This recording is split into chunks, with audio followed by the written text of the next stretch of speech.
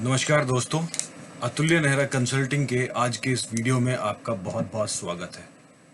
दोस्तों, आज के वीडियो का जो हमारा सब्जेक्ट है, वो सब्जेक्ट लाने का सबसे बड़ा कारण जो है वो ये है कि पिछले 1 महीने में मेरे पास इतने सारे फ़ोन कॉल्स आए हैं उन एम्प्लॉयज़ के जो कि किसी ना किसी अलग-अलग कंपनीज़ में काम करते हैं और उनको अलग-अलग चैलेंजेस, अलग-अलग समस्याएं वो लोग आज की डेट में अपने एम्प्लॉयर से फेस कर रहे हैं। चाहे वो किसी को लीव विदाउट पे जाने के लिए कहा गया हो, चाहे किसी की 3-3 महीने की, 2 महीने की, 4 महीने की सैलरी ना दी गई हो, चाहे किसी को टर्मिनेट कर दिया गया हो बिना किसी कारण के, बिना कुछ बताए। सुबह को आपने ईमेल खोला और उसमें मेल में आ गया कि you don't have to come to work, कि आपको कल से काम पर नहीं आना है। इस तरह के बहुत सारे इश्यूज मेरे सामने आए हैं और उसमें सोल्यूशन मांगा गया है कि सर हमारे लिए बेस्ट पॉसिबल सोल्यूशन इसमें क्या है। तो दोस्तों, अगर हम एम्प्लॉयर एम्प्लॉय रिलेशनशिप की बात करते हैं, हमारे देश में विभिन्न कानून है जिसके अंदर एम्प्लॉय एम्प्लॉय रिलेशनशिप आते हैं, लेकिन यहाँ पे समझना ये बहुत आवश्यक है कि क्या मैं as a manager, as a senior manager उन कानूनों के अंदर आता हूं कि नहीं आता हूं। ये समझना बहुत आवश्यक है।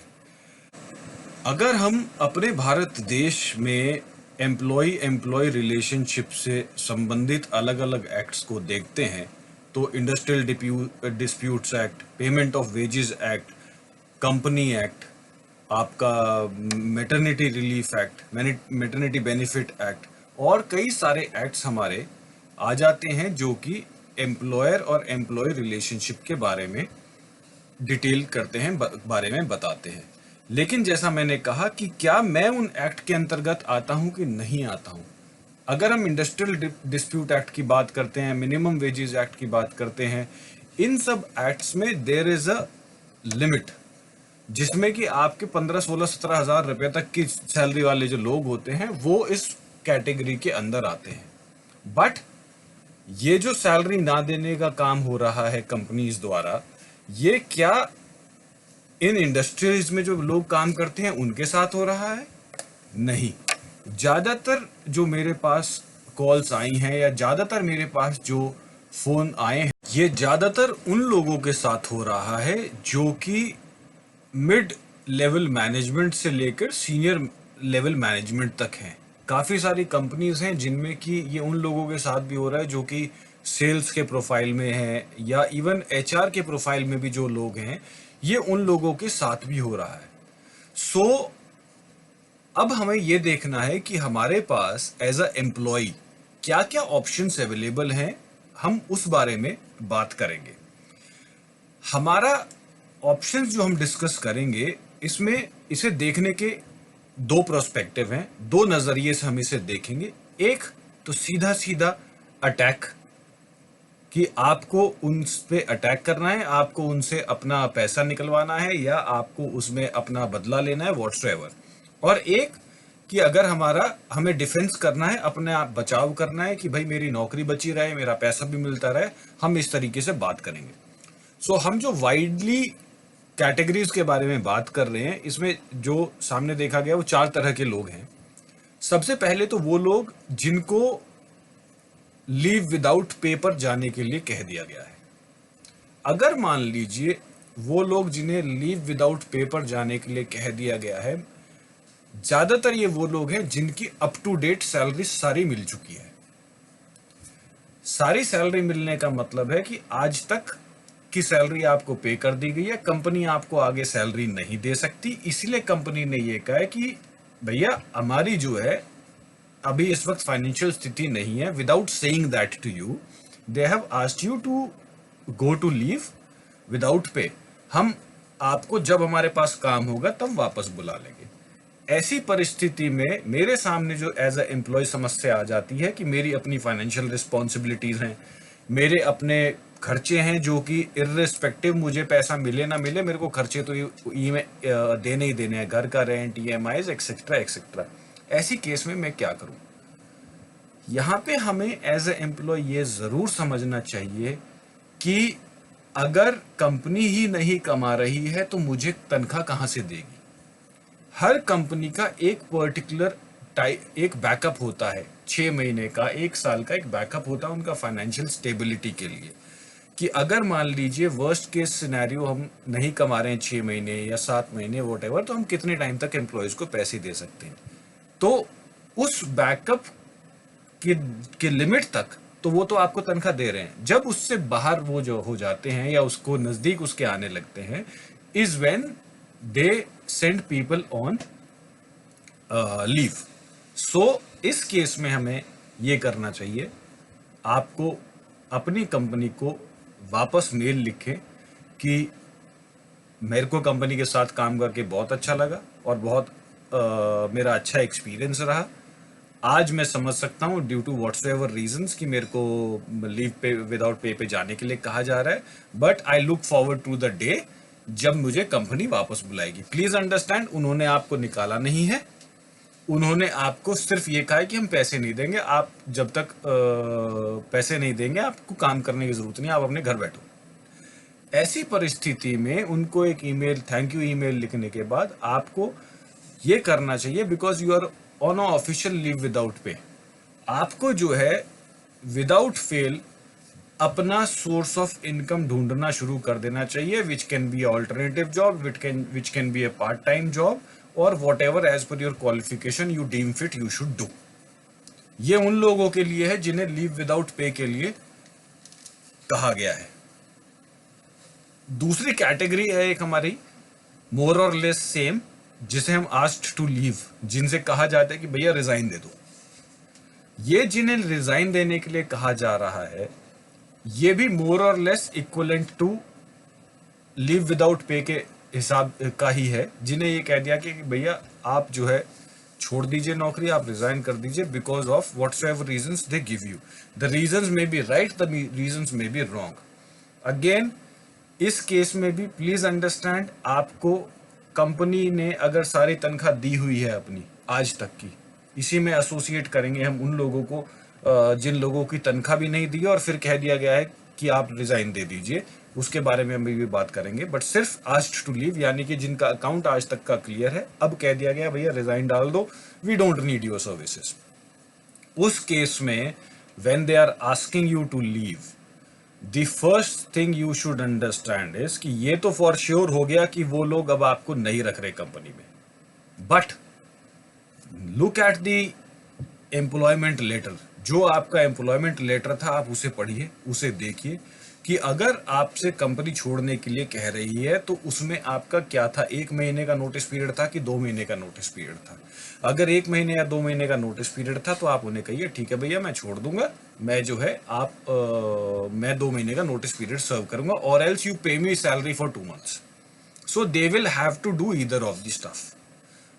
ये है हमारा आज टू लीव वाले लोगों के लिए। Then there are people, 2 categories में अब हम बात करेंगे। वो लोग जिनको सैलरी नहीं मिला, वो लोग कई महीनों से, और वो लोग जिनको टर्मिनेट कर दिया गया। तो वो लोग जिनको सैलरी नहीं मिला है 2 महीने, 3 महीने, 4 महीने से, उस केस में क्या है, ऑब्वियस सी बात है, अगर 2-3 महीने, 4 महीने आपको सैलरी नहीं मिलेगा तो you will not continue with that company.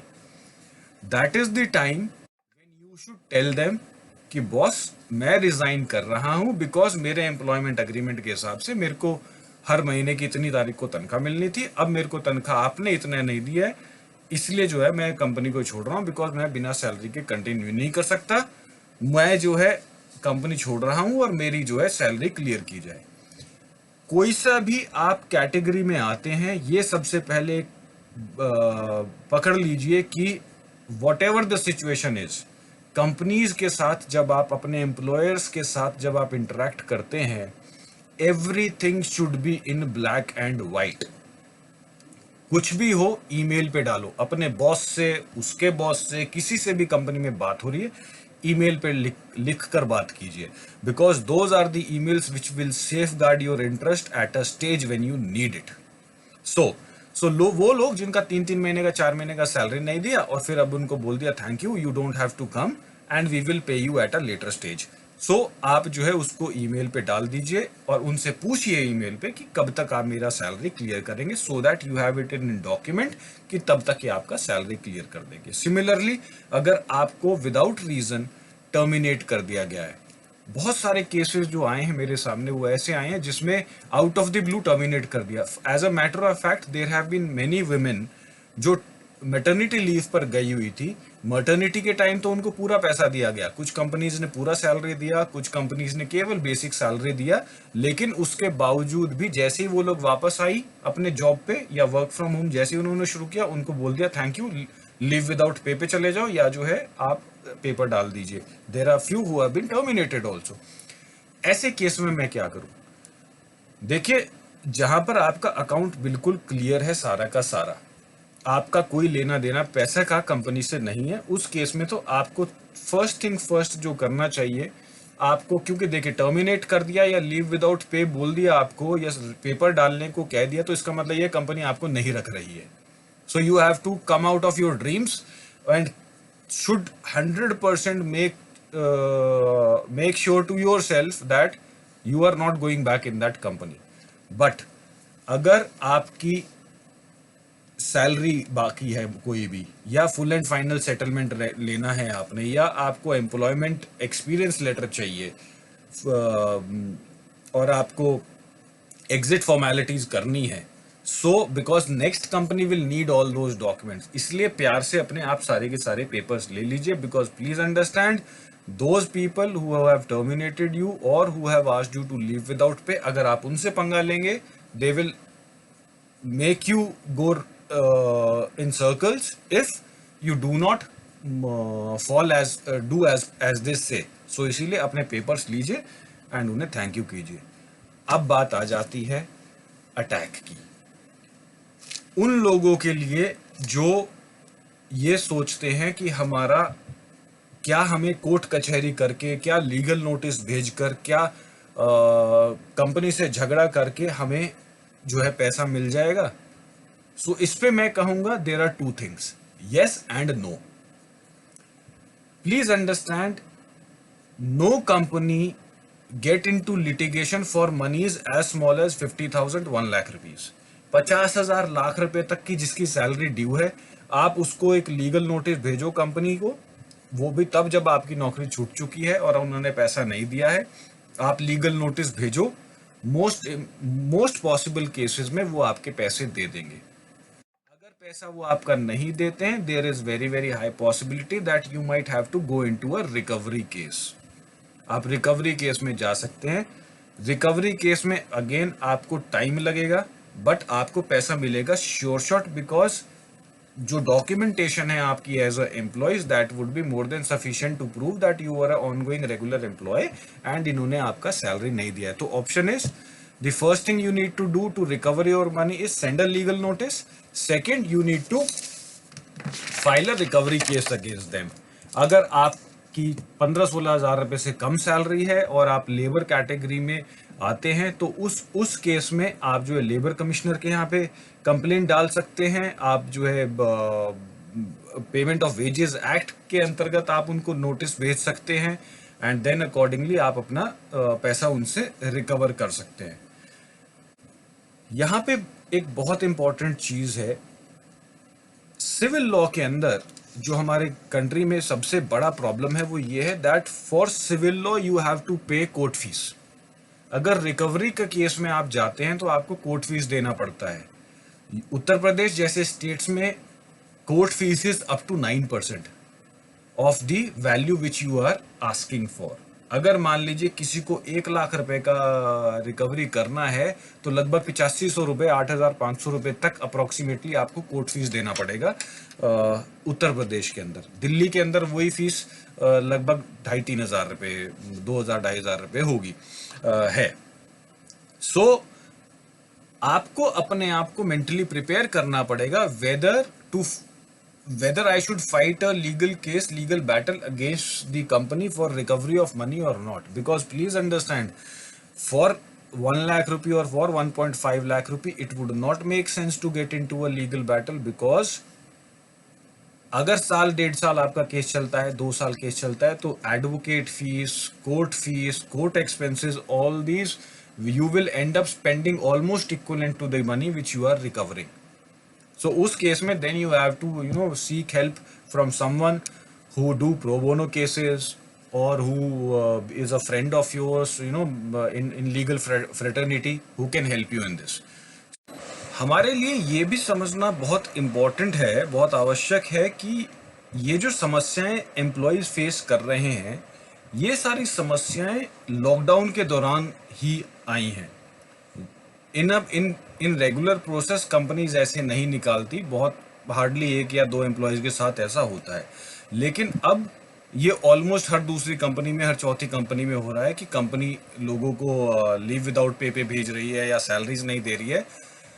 इस केस में हमारे पास एज ऑफ टुडे एक और चीज़ है हैंडी, जो कि बहुत इफेक्टिव है. वो आप क्या कर सकते हैं, अगर आप लोग न्यूज़ वगैरह सुनते हैं, गवर्नमेंट ऑर्डर्स वगैरह पढ़ते हैं रेगुलरली, तो आपको ध्यान होगा कि मार्च और अप्रैल 2020 में गवर्नमेंट ऑफ इंडिया ने कुछ नोटिसेस निकाले थे, जिन नोटिसेस के अनुसार कोई भी एम्प्लॉयर एम्प्लॉय की सैलरी नहीं काटेगा. और अगर ऐसे वो करता है, सैलरी डिडक्ट करता है, इस तरह से परेशान करता है अपने एम्प्लॉयज को, तो डिजास्टर मैनेजमेंट एक्ट के अंतर्गत उसके ऊपर मुकदमा किया जा सकता है, उसके ऊपर कंप्लेंट की जा सकती है, एक्शन लिया जा सकता है. सो हैविंग सेड दैट, हमारे पास जो ऑप्शन है, वो क्या ऑप्शन अवेलेबल है कि लीगल नोटिस भेजने से पहले, ये चीज बिल्कुल समझ लीजिए एक फ्री ऑफ कॉस्ट है आपके लिए, आप अपने एरिया का डिस्ट्रिक्ट मजिस्ट्रेट या कमिश्नर को एक ईमेल लिखें या एक प्रार्थना पत्र लिखें, एप्लीकेशन लिखें और उसे पोस्ट कर दें. ईमेल करें या बाय पोस्ट भेजें, stating that this is what has happened, and ऐसे ऐसे मेरे एम्प्लॉयर ने मेरी सैलरी नहीं दी है, मैंने इतना रिमाइंडर कराया है, मैं अपनी फैमिली में अकेला कमाने वाला हूँ, मेरा ये प्रॉब्लम्स है, मेरे भूखे मरने की नौबत आ गई है, एक्सेट्रा एक्सेट्रा. इस तरह का जो भी आपका पेन है, आप वो उसमें लिख दीजिए और अपना टोटल अमाउंट जो ड्यू है टूवर्ड्स द एम्प्लॉयर, वो आप उनको बता दीजिए, डीएम को या कमिश्नर को, जो भी आपके एरिया के हैं. 100% the DM or the commissioner will send a notice to your employer asking them for a reply towards that complaint. और अगर ऐसा हो जाता है, there are very very high chances that your employer will get back to you and will pay you your salary. और otherwise अगर salary नहीं भी पे करता है, तो कम से कम वो आपसे ये कहेगा कि हमें थोड़ा टाइम दे दीजिए. अगर मान लीजिए आपकी एक बड़ा अमाउंट है सैलरी का, थोड़ा टाइम दे दीजिए, we will give it to you in instalments या ओवर पीरियड ऑफ मंथ, हम आपको सैलरी दे देंगे. अदरवाइज अगर वो नहीं देते हैं, क्योंकि उन्हें डीएम से नोटिस आ चुका है, या देन उनके खिलाफ बड़े आराम से कंप्लेंट की जा सकती है. The DM will take necessary action and book them under the disaster management act, जैसे कि as per the government order जो है. सो हम उसको भी ट्राई कर सकते हैं before sending a legal notice. This is the most appropriate thing which you can do. सबसे सही चीज है इस वक्त करने के लिए कि आप एक एप्लीकेशन भेज के ये कोशिश कर सकते हैं कि आपको इसके थ्रू पैसा मिल जाए. हमारे वीडियो को सम अप करते हुए मैं बताना चाहूँगा कि जैसे कि हमने एम्प्लॉय रिलेशनशिप के बारे में अब तक बात की, सबसे पहले आपने ये कोशिश करनी है कि प्यार से आपका एक्सपीरियंस लेटर्स, आपका फुल एंड फाइनल सेटलमेंट हो जाए अगर आपको टर्मिनेट किया गया है. अगर आपका सैलरी ड्यूज है, कोशिश कीजिए वो आपको प्यार से दे दें. अगर आपको वो नौकरी से निकालने की बात कर रहे हैं, उनसे नेगोशिएट कीजिए, रीनेगोशिएट कीजिए कि आपको वो नौकरी पर रख लें, बेशक आधी सैलरी पे रख लें, बिकॉज आगे नौकरी मिलना बहुत मुश्किल है इन दिनों में. अगर आपको टर्मिनेट कर दिया और आपकी कई महीनों से सैलरी नहीं दी है, तो पहले जो है डीएम या कमिश्नर के यहाँ पे आप एप्लीकेशन दें, कंप्लेंट करें, जिससे कि वो नेसेसरी एक्शन ले सकें. अगर उससे कोई नहीं फर्क पड़ता है, तो आप एक लीगल नोटिस भेजें, जिससे कि आप बाद में रिकवरी का केस फाइल कर सकें. So these are the steps which you should take आप इस तरह से आप अपना स्ट्रैटेजिकली प्लान कर सकते हैं कि मुझे किस तरह से अपना पैसा निकालना है, मुझे किस तरह से अपने सारे डॉक्यूमेंटेशन कंप्लीट करना है, जिसमें कि मोस्ट इम्पॉर्टेंट होता है हमारा experience letter. So and handing over आपको करना बहुत आवश्यक होता है, बिकॉज कंपनी ज़्यादातर यहाँ पे खेलने की कोशिश करती हैं कि इसने हैंड ओवर नहीं किया है तो we will not give the salary and we will not clear the dues. तो आपको ये सब चीज़ ध्यान रखते हुए अपना कंपनी से वर्कआउट करना है, अगर आपको कंपनी ये मेक श्योर कर चुकी है कि ये हमारे साथ काम नहीं कर रहा है। हमारा कहना ये है, आपको हमारा सजेशन ये है उन लोगों के लिए जिन लोगों को सैलरीज नहीं मिल रही है, जिन लोगों को कंपनी ने एट्रंडम निकाल दिया है या निकलने के लिए बोल रही है। सबसे पहले आप कंपनीज अपनी कंपनी से प्यार से कोशिश करें, you can stay back in that organisation. अगर आज नहीं तो 1 महीने बाद वो आपको वापस रख लें। अगर वो फुल सैलरी आपका नहीं दे सकते हैं तो 30% 40% कम आपको सैलरी दे दें। अगर वो आपको 30-40% भी नहीं दे सकते हैं तो केवल बेसिक पे आपका दे दें। इस तरह से आपको नेगोशिएशन अपनी कंपनी से करना चाहिए, बिकॉज प्लीज़ अंडरस्टैंड जिस दुविधा से, जिस पैंडमिक से हमारा कंट्री, पूरा वर्ल्ड इस वक्त गुजर रहा है, the there we are sitting on a global economic meltdown. बहुत ज़्यादा एक इकोनॉमिक मेल्टडाउन फेस करने वाला है संसार आने वाले महीनों में।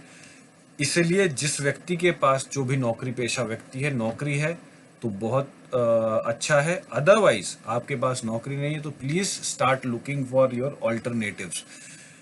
लिटिगेशन में होने के बावजूद भी मैं आप लोगों को, हर उस व्यक्ति को जिसकी 20,000 50,000 लाख रुपए सैलरीज हैं, मैं ये बार बार आप लोगों से को सजेस्ट करूंगा कि प्लीज़ प्यार से, अगर आपका एम्प्लॉयर आपकी सैलरीज दे दे तभी तो आप उनसे सैलरीज ले लीजिए। अदरवाइज लिटिगेशन अवॉइड कीजिए जितना पॉसिबल हो सके।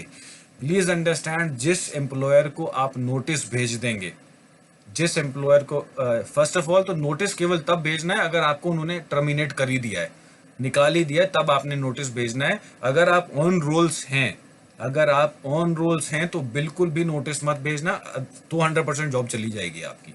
देर are people who will suggest you to file a note, to send a notice, to file a recovery suit, etc etc. No, please don't do that. प्यार से अपना पैसा निकालने की कोशिश करें। अगर प्यार से नहीं निकलता है then only think of sending a legal notice। और मैंने आप जैसा बताया, जरूरी लीगल नोटिस से आपका पैसा निकले, you will have to file a recovery suit. अगर कहीं से कहीं तक भी आपको लगता है कि आपके साथ चीटिंग हुई है, तभी आपका criminal case against the employer file हो सकता है, अदरवाइज नहीं होगा आपका कोई भी criminal case. So best is, please talk to them in the best possible manner.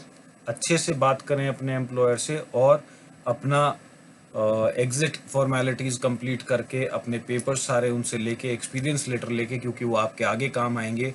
तभी आप जो है कोई भी रिकवरी का या लीगल नोटिस वगैरह भेजने का उन्हें सोचें। Otherwise you might have you might and up harming your self more, because अब आजकल टेक्नोलॉजी का ज़माना है। कंपनीज जो है अगर किसी को ब्लैक लिस्ट कर दें तो बड़ी प्रॉब्लम हो जाती है। सो इसीलिए लिटिगेशन में जाने से पहले प्लीज़ 10 बार सोच लें। एक ऐसे पैसे के लिए लड़ाई करें जो कि बहुत बड़ा हो, छोटे पैसे के लिए लड़ाई मत करें। बिकॉज प्लीज़ अंडरस्टैंड, ऐसा नहीं होना चाहिए कि 50,000 रुपए की रिकवरी के लिए आप 1 लाख रुपए लिटिगेशन में ही खर्च कर दें। दोस्तों, आशा करता हूं आज का वीडियो आपको अच्छा लगा हो और आप इस वीडियो में दी गई जानकारी से अपना कोई ना कोई बेनिफिट कर सकें, कोई ना कोई फ़ायदा आपको हो इस वीडियो से।